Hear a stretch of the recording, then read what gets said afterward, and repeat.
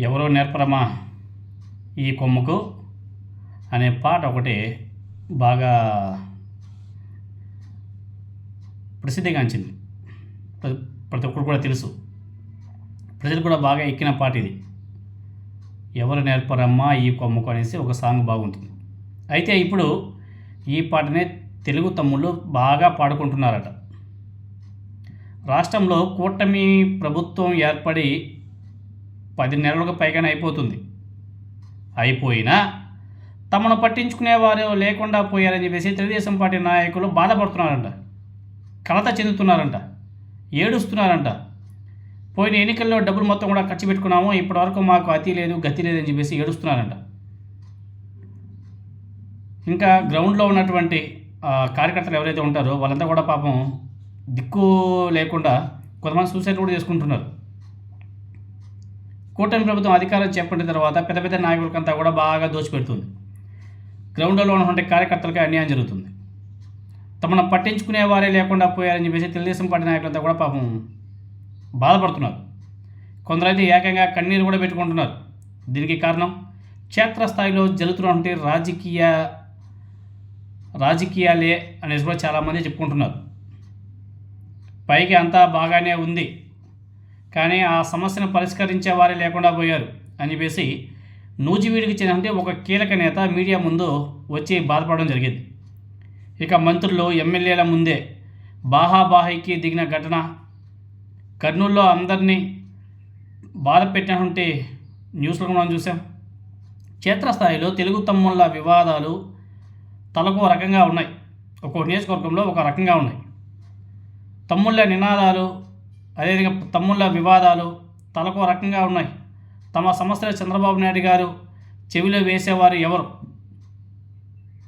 వాటిని పరిష్కరించేవారు ఎవరు అని చెప్పేసి తెలుగు తమ్ముళ్ళంతా కూడా తల్లడిల్లిపోతున్నారంట. ఇటీవలే 2-3 తెలుగుదేశం పార్టీ కార్యకర్తలు కూడా సూసైడ్ చేసుకున్నారు. అదేవిధంగా 2 మంత్రులకు క్షేత్రస్థాయిలో పరాభవం కూడా ఎదురైంది.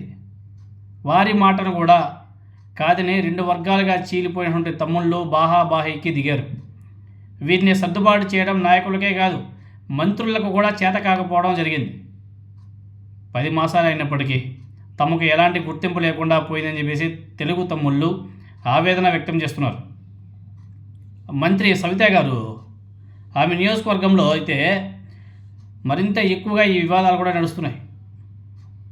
ఇక ఉమ్మడి కృష్ణా జిల్లాలో ఆ విషయానికి వస్తే, ఉమ్మడి కృష్ణా జిల్లాలో తెలుగుదేశం పార్టీ నుంచి జనసేన పార్టీకి వెళ్ళేటువంటి ఒక సీనియర్ నాయకుడు నియోజకవర్గంలో తెలుగుదేశం పార్టీ జెండానే ఎగరకుండా చేస్తున్నారని చెప్పేసి ప్రచారం ఇప్పుడు బాగా వివాదంగా మారింది. సదరు ఎమ్మెల్యేకి సౌమ్యుడు అన్న పేరుంది, కానీ పార్టీ పరంగా ఆయన ఇప్పుడు జనసేనలో ఉండడంతో తెలుగుదేశం పార్టీ కార్యక్రమాలకు అనుమతులు రాకుండా చూస్తున్నాడంట.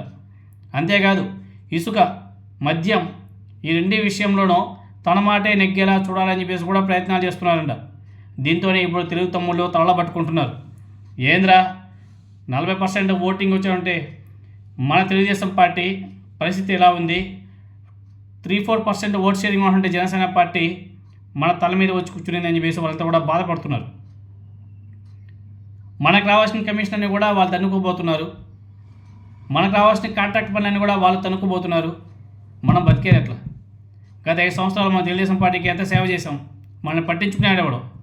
మన బాధలను చంద్రబాబు నాయుడు గారు చెవిలో పడేసేవాళ్ళు ఎవరూ లేరు.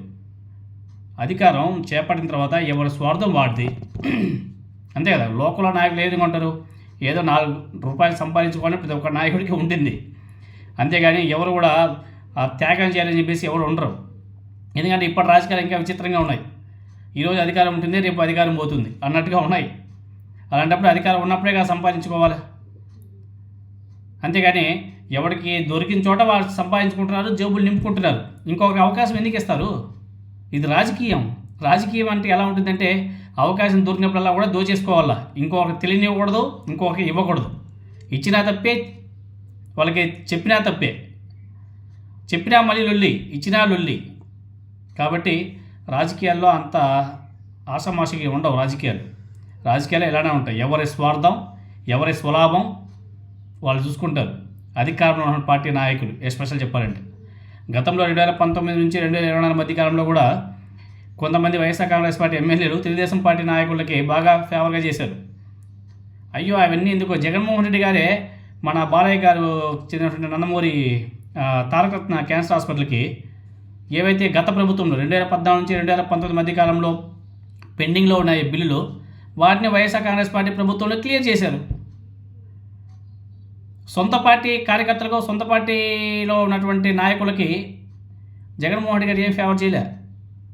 కొంతమంది కాంట్రాక్ట్ వర్క్ కూడా చేశారు గత 5 సంవత్సరాల్లో. వైఎస్ఆర్ కాంగ్రెస్ పార్టీ ప్రభుత్వంలో 2019 నుంచి 2024 మధ్య కాలంలో కాంట్రాక్ట్ వర్క్ చేశారు.